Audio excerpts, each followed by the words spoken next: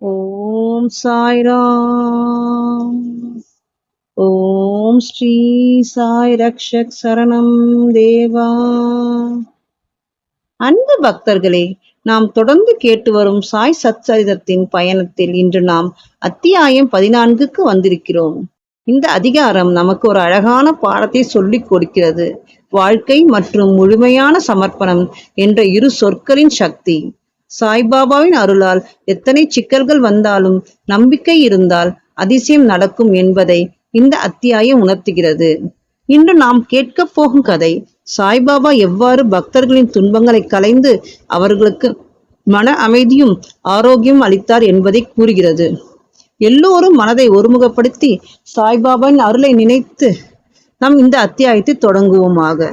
ஓம் சாய்ராம். அத்தியாயம் 14. நாந்தேடை சார்ந்த ரத்தன்ஜி வாடியா, மௌலி சாஹேப் முனிவர், தக்ஷிண சாஸ்திரம், மீமாம்சா. பாபாவின் சொல்லும் கருணையும் எங்கனம் குணமாக்க முடியாத வியாதிகளையும் குணமாக்கியது என்பதை சென்ற அத்தியாயத்தில் கண்டோம். இப்போது பாபா எங்கனம் ரத்தன்ஜி வாடியாவை ஆசீர்வதித்து குழந்தை அருளினார் என்பதை விவரிப்போம். இயற்கையிலேயே ஞானினது வாழ்க்கையானது உள்ளும் புறமும் இனிமையானதாய் இருக்கிறது. அவரது பல்வேறு செயல்கள், சாப்பிடுதல், நடத்தல், அவரின் இயற்கையான மொழிகள் எல்லாம் இனிமை வாய்ந்தவை. அவர் தம் வாழ்க்கையோ பேரானந்த மாட உரு பெற்றதாகும். தம்மை தமது அடியவர்கள் நினைப்பதற்கு வழிமுறையாக சாயி அதனை வெளியிட்டார். கடமை, செயல் இவற்றை பற்றி பல்வேறு கதைகளை அவர்களுக்கு சொன்னார். இது கடைமுடிவாக அவர்களை உண்மையான மதத்திற்கு இட்டுச் சென்றது. இவ்வுலகில் அவர் மகிழ்ச்சியாக வாழ வேண்டும், ஆனால் அவர்கள் எச்சரிக்கையாக இருக்க வேண்டும். வாழ்க்கையின் நோக்கத்தை அவர்கள் பெற வேண்டும், அதாவது ஆத்மானுபூதியை. முந்தைய ஜென்மங்களில் உள்ள நல்வினைகளால் நாம் இவ்வுடம்பை பெற்று இருக்கிறோம். பக்தியையும் விடுதலையையும் இவ்வுதவியை கொண்டு பெறுவது தகுதியுடையதாகும். எனவே எப்போதும் நாம் சோம்பதின்றி இருக்க வேண்டும். நமது குறிக்கோளையும் நோக்கத்தையும் பெறுவதில் நாம் எப்போதும் விழிப்பாய் இருக்க வேண்டும். நீங்கள் தினந்தோறும் சாய் லீலைகளை கேட்பீர்கள், ஆனால் அவரை எப்போதும் காண்பீர்கள். நீங்கள் இவ்வண்ணமாக சாயை நினைவிட்டுக் கொள்வீர்களானால் உங்கள் மனது அடிக்கடி மாறி ஓடி திரிதிலிருந்து விடுபடும். இவ்விதமாகவே சென்று கொண்டிருந்தால் அது முடிவாக சுத்த ஞானத்தில் இரண்டர கலந்துவிடும். நாந்தேடை சார்ந்த ரத்தன்ஜி. இப்போது இவ்வத்தியாயத்தை சேர்ந்த ஒரு முக்கியமான கதைக்கு வருவோம். நைஜாம் சமஸ்தானத்தில் உள்ள நாந்தேடில் ஒரு பார்சி மில் கான்ட்ராக்டரும் வியாபாரியுமான ரத்தன்ஜி சாபூர்ஜி வாடியா என்பவர் வசித்து வந்தார். அவர் பெருமளவு செல்வம் சேகரித்து வயல்களையும் நிலங்களையும் பெற்று இருந்தார். ஆடு மாடுகள், குதிரைகள், போக்குவரவு வசதிகள் இவ்வளவையும் பெற்று மிகுந்த சுபீட்சத்துடன் இருந்தார். புறத்தோற்றங்கள் அனைத்திற்கும் மிகவும் திருப்தி வாய்ந்தவராகவும் சந்தோஷமுடையவராகவும் காணப்பட்டார். ஆனால் அந்தரங்கமாகவும் உண்மையாகவும் அவர் அங்கனம் இருக்கவில்லை. எவரும் முழுமையும் செல்வந்தராகவும் மகிழ்ச்சியுற்றவராகவும் இருக்கக்கூடாது என்பது பரலோக தீர்ப்பாய் இருக்கிறது. ரத்தன்ஜியும் இதற்கு விதிவிலக்கல்ல. அவர் தாராளமானவராயும் தான தர்மசீலராயும் ஏழைகட்கு உணவு உடை அளித்தும் அனைவருக்கும் பல்லாற்றான உதவி புரிந்தார். மக்கள் அவரை நல்லவர், மகிழ்ச்சி நிரம்பியவர் என்று கருதினார். ஆனால் நெடுநாளாக தனக்கு ஆணோ பெண்ணோ எக்குழந்தையுமே இல்லாதனால் தமக்குள்ளேயே அவர் மிக்க துயர் கொண்டவரானார். அன்பும் பக்தியுமின்றி பாடப்பெறும் இறைவன் புகழ் குறித்த கீர்த்தனை போன்றும், பக்க வாத்தியங்களற்ற இசையை போன்றும், பூநூலற்ற பிராமணனை போன்றும், பொது அறிவின்றி கலைகளில் பெற்ற சிறப்பறிவை போன்றும், பாவத்திற்காக கழிவிறக்கமின்றி செய்யும் தீர்த்த யாத்திரையை போன்றும், அட்டிகை அற்ற ஆபரண அணிமணிகள் போன்றும் அழகற்றதாகவும் பயனற்றதாகவும் இருப்பதை போன்றே ஆண் குழந்தையற்ற இல்லறத்தானுடைய நிலையுமாம். இவ்விஷயத்தை பற்றியே ரத்தன்ஜி சதா சிந்தித்து, எனக்கொரு புத்திரனை கடவுள் எப்போதாவது மகிழ்ந்தருள்வாரா என்று ஏங்கினார். இவ்வாறாக அவர் கலகலப்பின்றியும் முகவாட்டமுடனும் காணப்பட்டார். உணவில் அவருக்கு சுவை ஈடுபாடு இல்லை. தான் ஒரு புதல்வனுக்காக ஆசீர்வதிக்கப்படுவோமா என்று அவர் அல்லும் பகலும் இதே கவலையால் பீடிக்கப்பட்டார். தாஸ்கனு மகாராஜிடம் அவருக்கு மரியாதை அதிகம். அவரை கண்டு தன் உள்ளத்தை வெளியிட்டார். தாஸ்கனுவும் அவரை ஷீரடிக்கு போகும்படியும் பாபாவின் தரிசனத்தை பெற்று அவர் தம் பாதங்களில் வீழ்ந்து ஆசீர்வாதத்தை பெற்று குழந்தை வேண்டுமென வேண்டிக் கொள்ளவும் அவருக்கு உபதேசித்தார். ரத்தன்ஜிக்கு இக்கருத்து பிடித்தது. ஷீரடிக்கு போகவும் தீர்மானித்தார். சில நாட்களுக்கு பின்னர் அவர் ஷீரடிக்கு சென்று பாபாவின் தரிசனத்தை பெற்று அவர் பாதங்களில் வீழ்ந்தார். பிறகு தம் கூடையை திறந்து ஒரு அழகிய பூமாலையை எடுத்து அதை பாபாவின் கழுத்திலிட்டு கூடை நிறைய பழங்களையும் சமர்ப்பித்தார். பாபாவுக்கு அருகில் மிக்க மரியாதையுடன் அவர் அமர்ந்து பின்வருமாறு வேண்டத் தொடங்கினார். இக்கட்டான நாட்களில் இருக்கும்போது அநேகர் தங்களிடம் வருகிறார்கள். தாங்கள் அவர்களின் துன்பங்களை உடனே துடைக்கிறீர்கள். இதை கேட்டு நான் தங்களது சரண கமலத்தை அடைக்கலம் புகுந்தேன். ஆகவே தயவு செய்து என்னை ஏமாற்றாதீர்கள். ரத்தன்ஜி கொடுக்க இருந்த 5 ரூபாய் பாபா கேட்டார். ஆனால் ரூபாய் 314 தான் முன்னரே வாங்கி கொண்டதாகவும் மீதத்தையே கொடுக்க வேண்டும் என்றார். ரத்தன்ஜி பெரிதளவில் குழப்பமடைந்தார். பாபா என்ன கூறினார் என்று அவரால் புரிந்து கொள்ள இயலவில்லை. அவர் ஷீரடிக்கு செல்வது இதுவே முதல் முறை. முன்னமே 314 தாம் வாங்கி கொண்டதாக பாபா கூறியது எங்கனம் என்று அவர் நினைத்தார். அவரால் புதிரை விடுவிக்க இயலவில்லை.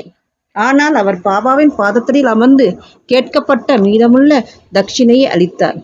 பாபாவிடம் தாம் வந்த காரணத்தையும் முழுமையும் விளக்கி கூறி அவருடைய உதவியை கோரினார். தமக்கு ஒரு புத்திரனை பாபா ஆசீர்வதித்தருள வேண்டும் என வேண்டிக் கொண்டார். பாபாவும் மனதுருகி அவரை கவலைப்படாமல் இருக்கும்படியும் அதிலிருந்து அவரின் கஷ்டமான நாட்கள் முடிந்துவிட்டன என்றும் கூறினார். பின்னர் அவருக்கு உதியை அளித்து அவரது தலையில் கையை வைத்து அல்லாஹ் அவரது உள்ளத்தின் ஆசையை பூர்த்தி செய்வார் என்றும் கூறினார். பின்னர் பாபாவிடம் விடை பெற்று கொண்டு நாந்தேடுக்கு திரும்பி ஷீரடியில் நடந்த எல்லாவற்றையும் தாஸ்கனுவுக்கு கூறினார். அங்கு எல்லாம் நன்றாகவே நிறைவேறியதாகவும் தாம் பாபாவின் தரிசனத்தையும் ஆசீர்வாதத்தையும் பிரசாதத்துடன் பெற்றதாகவும், ஆனால் அவரால் ஒன்றை மட்டும் புரிந்து கொள்ளவில்லை என்றும் கூறினார். பாபா அவரிடம் தாம் ஏற்கனவே 314 ரூபாயை வாங்கி கொண்டதாக கூறினார். இக்குறிப்பினால் பாபா என்ன கூறுகிறார் என்பதை தயவு செய்து விவரியுங்கள். நான் ஷீரடிக்கு போனதே இல்லை. பாபாவிடம் அத்தொகையை நான் எவ்விதம் கொடுத்திருக்க முடியும் என்று தாஸ்கனுவிடம் கூறினார். தாஸ்கனுவுக்கு அது ஒரு புதிராகத்தான் இருந்தது. அதை பற்றி பெரிதும் நீண்ட நேரம் சிந்தித்தார். சிறிது நேரத்துக்கு பிறகு பின்வரும் நிகழ்ச்சி அவர் கவனத்துக்கு வந்துற்றது. சில நாட்களுக்கு முன் ரத்தன்ஜி மௌலி சாஹேப் என்ற ஒரு முகமதிய முனிவரை வரவேற்று அவரின் வரவேற்பு உபசரணைக்காக கொஞ்சம் பணம் செலவழித்தார். மௌலி சாஹேப் நாந்தேட் மக்கள் நன்றாக அறிந்த ஒரு முனிவர். ரத்தன்ஜி ஷீரடிக்கு போக தீர்மானித்த போது இந்த மௌலி சாஹேப் தற்செயலாய் ரத்தன்ஜியின் வீட்டுக்கு வந்தார். ரத்தன்ஜி அவரையே அறிந்திருந்தார். அவரிடம் அன்பு செலுத்தினார். எனவே அவரை கௌரவிக்கும் விதமாக ஒரு விருந்து கொடுத்தார். தாஸ்கனு ரத்தன்ஜியிடம் விருந்து உபசரிப்புக்கான செலவு குறிப்புகளை வாங்கி பார்த்தார். எல்லாம் சரிநுட்பமாக ரூபாய் 314 ஆகியிருந்தது. அதற்கு கூடவோ குறையவோ இல்லாதது கண்டு எல்லோரும் ஆச்சரியத்தால் செயலிழந்தனர். அவர்கள் பாபா எங்கும் நிறை பேரறிவுடையார் என்பதை அறிய தலைப்பட்டார்கள். அவர் ஷீரடியில் வாழ்ந்தாலும் ஷீரடியிலிருந்து நெடுந்தூரம் உள்ள வெளியிடங்களில் நடப்பதையும் அவர் அறிந்திருந்தார். உண்மையில் அவர் நடந்தது, நடப்பது, நடக்கப் போவது எல்லாவற்றையும் அறிந்திருந்தார். எவருடைய நெஞ்சத்தினுள்ளும் ஆவியினுள்ளும் தம்மை அவர் அடையாளம் கண்டு உணர்ந்து கொள்ள முடியும். மேலே குறிப்பிட்ட ஒரு நிகழ்ச்சியில் மௌலி சாஹேபிடம் தம்மை காணாமலும் அவருடன் தாம் ஒன்றாகவும்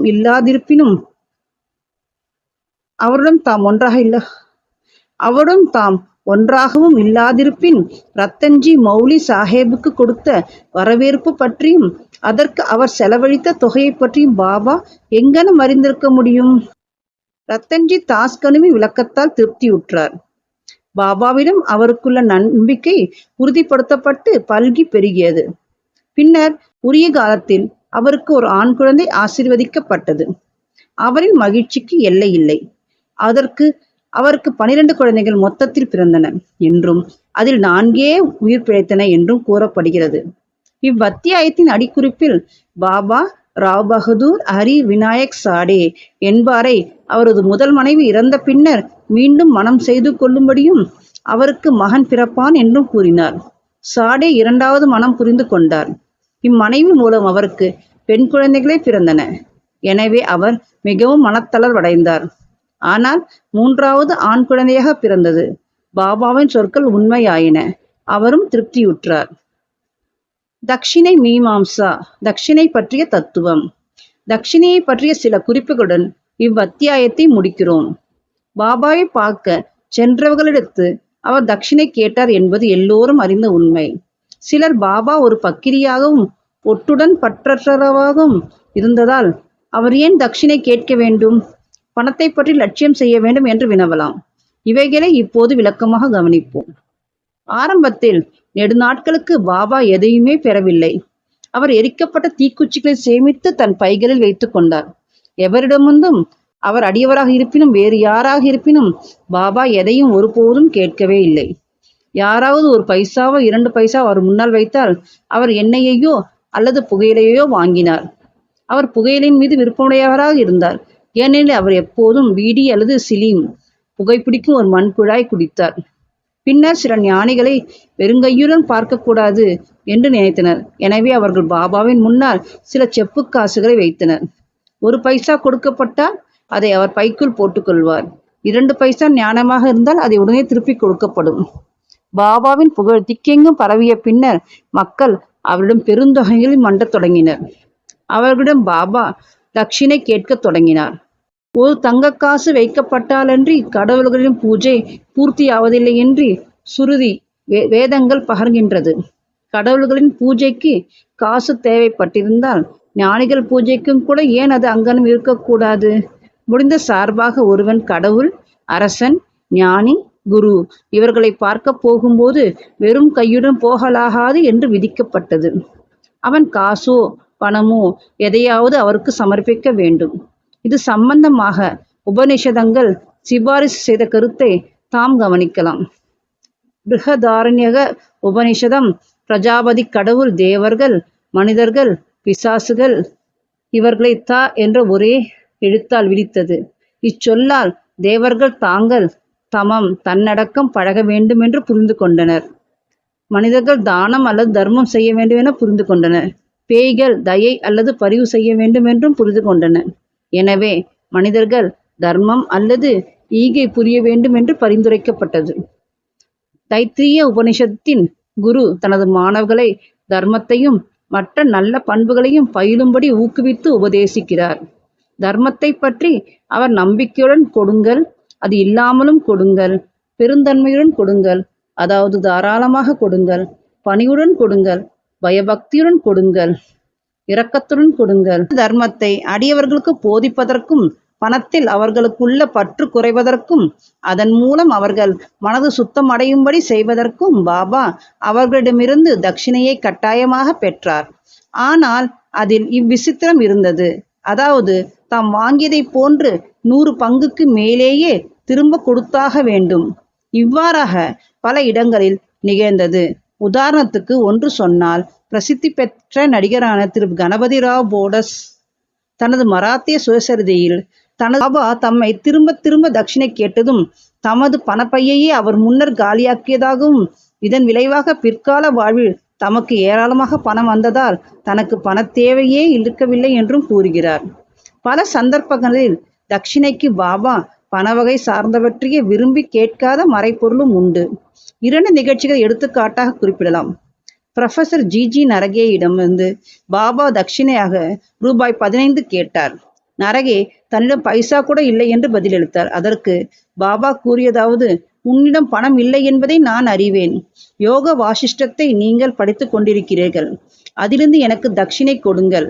தட்சிணை அளிப்பது என்பதற்கு இந்த சந்தர்ப்பத்தின் பொருளாவது நூலிலிருந்து நீதிகளை உய்த்துணர்ந்து அவைகளை பாபா வாசம் செய்கிற ஒவ்வொருவர் உள்ளத்திலும் இருத்தி கொள்ளுதலே ஆகும். 2வது சந்தர்ப்பத்தின் போது திருமதி தர்கட் என்ற அம்மையாரிடம் ரூபாய் 6 தட்சிணையாக கொடுக்கும்படி பாபா கேட்டார். ஏதும் அவள் கொடுக்க இயலவில்லை என்று மன வருத்தம் அடைந்தாள். பின்னர் அவளது கணவர் பாபா 6 உட்பகைவர்களையே காமம், குரோதம், லோபம் முதலானவற்றை தம்மிடத்து சமர்ப்பிக்கும்படி கேட்டார் என்று அம்மையாருக்கு விளக்கினார். பாபா இவ்விளக்கத்திற்கு உடன்பாடு தெரிவித்தார். தட்சிணையின் மூலம் பாபா ஏராளமான பணம் சேகரித்தார் என்பதும், அவ்வளவு பணத்தையும் அதே நாளில் பகிர்ந்தளித்து விடுவார் என்பதும், அடுத்த நாள் காலை வழக்கம் போல் அவர் ஒரு ஏழை பக்கிரியாகி விடுவார் என்பதும் குறிப்பிடத்தக்கது. ஏறக்குறைய 10 வருடங்களாக 1000 ரூபாய்களை தட்சிணையாக பெற்று வந்த பாபா பின்னர் மகா சமாதி அடைந்தபோது அவரது உடைமையில் சில ரூபாய்களே இருந்தன. சுருக்கமாக துறவையும் தூய்மையையும் போதிப்பதே அவர்களிடமிருந்து தட்சிணை பெற்றதன் முக்கிய காரணமாகும். பின்னுரை திரு வி தேவ் என்பவர் ஓய்வு பெற்ற மம்லத்தாரும் பாபாவின் பெரும் அடியவர்களில் ஒருவரும் ஆவர். சாயிலீலா பத்திரிகை வால்யூம் 7p 626 தட்சிணையை பற்றி பின்வருமாறு குறிப்பிடுகிறார். பாபா எல்லோரிடமிருந்தும் தட்சிணை கேட்கவில்லை. கேட்காமலேயே சில தட்சிணை அளித்தால் அவர் அதை சில சமயங்களில் ஏற்றுக்கொண்டார், மற்ற நேரங்களில் மறுத்துவிட்டார். சில குறிப்பிட்ட அடியவர்களிடமே அவர் அதை கேட்டார். பாபா தங்களிடம் அதற்காக கேட்க வேண்டும், அப்போதே தாம் கொடுக்க வேண்டும் என்று நினைத்தவர்களிடம் அவர் கேட்டதே இல்லை. பாபாவின் விருப்பத்திற்கு மாறாக யாரேனும் அதை சமர்ப்பித்தால் அவர் தொடுவதில்லை. அந்த அடியவர் அதை அங்கேயே வைத்திருந்தால் அதை அப்பால் எடுத்துக்கொள்ளும்படி பாபா அவரை கேட்டார். பக்தர்களின் விருப்பம், பக்தி, சௌகரியம் இவைகளுக்கேற்றவாறு அவர் சிறிய பெரிய தொகைகளை கேட்டார். பெண்கள் குழந்தைகளிடம் அதை கேட்டார். எல்லா செல்வந்தங்களையும் கேட்கவில்லை, அன்றி எல்லா ஏழைகளும் கேட்கவும் இல்லை. தட்சிணை கேட்டு கொடுக்காதவர்களிடம் பாபா கோபம் அடைந்ததே இல்லை. யாரேனும் நண்பன் மூலம் தட்சிணை அனுப்பப்பட்டு அவன் அதை பாபாவிடம் கொடுக்க மறந்து விட்டவனாயின் அவர் அவனுக்கு அதை எப்படியோ ஞாபகமூட்டி அவனை கொடுக்கும்படி செய்தார். சில சந்தர்ப்பங்களில் தட்சிணையாக கொடுத்த பணத்தில் கொஞ்ச பணத்தை திருப்பி கொடுத்து அதை பாதுகாக்கும்படியோ அல்லது வழிபாட்டிற்காக அவரது பூஜைகளில் வைக்கும்படியோ கேட்டுக்கொள்வார். இம்முறையானது பணம் அளித்தவருக்கோ அல்ல அந்த பக்தருக்கோ எல்லையற்ற பெருமளவு நன்மை அளித்தது. தான் கொடுக்க நினைத்திருந்ததை விட அதிகமாகவே யாரேனும் கொடுத்தால் அவர் அதிகப்படியான மீதமுள்ள தொகையை திரும்ப அளித்து விடுவார். சிலரிடம் தாங்கள் முதலில் கொடுக்க நினைத்திருந்ததை விட அதிகமாகவும், அப்படி அவர்களிடம் பணம் இல்லையானால் மற்றவர்களும் பிச்சை எடுத்தோ கடன் வாங்கியோ அளிக்க சொன்னார். சிலரிடம் அவர் தட்சிணை ஒரு நாளைக்கு 3 அல்லது 4 முறை கேட்டார். தட்சிணையாக சேர்த்த பணத்திலிருந்து அவர் தமக்காக மிகவும் கொஞ்சமே செலவழித்தார். அதாவது சிலீம் என்ற புகைக்குழாய் வாங்குவதற்கும் துனி என்ற புனித அடிப்பிற்கு எரிபொருள் வாங்குவதற்கும் செலவழித்து மிச்சம் அனைத்தையும் பல்வேறு மனிதர்களுக்கு வேறுபடும் விதங்களில் தர்மமாக பகிர்ந்து அளித்தார். சீரடி சமஸ்தானத்தின் சிறு சிறு பொருட்கள் எல்லாம் அப்போது இருந்த பணக்கார அடியவர்களால் ராதா கிருஷ்ணமாயின் வேண்டுகோள் யோசனையின் பேரில் வாங்கி அளிக்கப்பட்டவை. விலை மதிப்புள்ள செல்வமிகு பொருட்களை யாரேனும் கொணர்ந்தால் பாபா சீற்றமடைந்து அவர்களை கடிந்து கொள்வார். ஞானா சாஹேப் சாந்தோர்களிடம் தமது உடைமைகள் ஒரு கௌபீனம், ஒரு துண்டு, ஒரு கஃப்னி, ஒரு தகர குவளை என்றும் அவரை பல தேவையற்ற பயனுற்ற விலையுயர்ந்த பொருட்களையெல்லாம் கொண்டு வந்து தொல்லைப்படுத்துவதாகவும் கூறினார். நமது பரமார்த்திக வாழ்வில் இருக்கும் 2 பெரிய தடங்கல்கள் பெண்ணும் செல்வமும். பாபா ஷீரடியில் 2 நிலையான அமைப்பு முறைகளை ஏற்படுத்தினார். அதாவது தட்சிணையையும் ராதா கிருஷ்ணமாயும் ஆகும். எனவே பக்தர்கள் அவரிடம் வந்தபோதெல்லாம் அவர்களிடம் தட்சிணை கேட்டார். பள்ளிக்கூடத்துக்கு போக சொன்னார். பள்ளிக்கூடம் என்பது ராதா கிருஷ்ணமாயின் வீடு. அவர்கள் இவ்விரண்டு சோதனைகள் நன்றாக தேர்ந்தார்களே ஆனால், அதாவது செல்வத்துக்கும் பெண்ணுக்குமுள்ள பற்றுகளிலிருந்து விடுபட்டவர்கள் என்று தெளிவுபடுத்தினார்களே ஆனால், அவர்களின் ஆன்மீக முன்னேற்றம் துரிதமானது. பாபாவின் அருளாலும் ஆசைகளாலும் உறுதியளிக்கப்பட்டது. திரு தேவ் கீதை உபநிஷதங்களிலிருந்தும் புண்ணிய கஷேத்திரத்தில் புண்ணிய ஆத்மாவுக்கு கொடுக்கப்பட்ட தர்மமானது கொடுத்தவருக்கு அதிக பலன் அளிக்கிறது என்பதை ஸ்லோகங்கள் மூலம் எடுத்து காண்பித்து இருக்கிறார். ஷீரடியும் அதில் உறையும் தெய்வமான சாய்பாபாவையும் தவிர புனிதமானது என்ன இருக்க முடியும்? ஸ்ரீ சாயை பணிக. அனைவருக்கும் சாந்தி நிலவட்டும். ஓம் சாய்ராம்.